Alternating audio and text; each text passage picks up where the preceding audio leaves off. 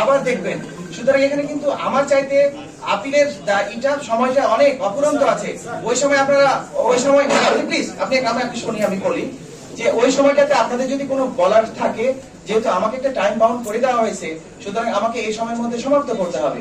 এই সমাপ্ত করার পরে বলা হয়েছে যে আপনি যদি কোনো আমার রায়ের বিরুদ্ধে কোনো সংক্ষুব্ধ হয়, তাহলে তারা এই কাগজগুলো তারা আমার ঊর্ধ্বতন কর্তৃপক্ষ যারা আছে তার কাছে আপনি দিতে পারবেন। ওই সময় আপনারা ওয়ার্কিং দিন পাবেন, ওই সময় আরো কিছু তদন্ত রিপোর্ট দিতে পারবেন, সেটা দিয়ে হলেও আপনারা সেটা সময় চলে যাচ্ছে।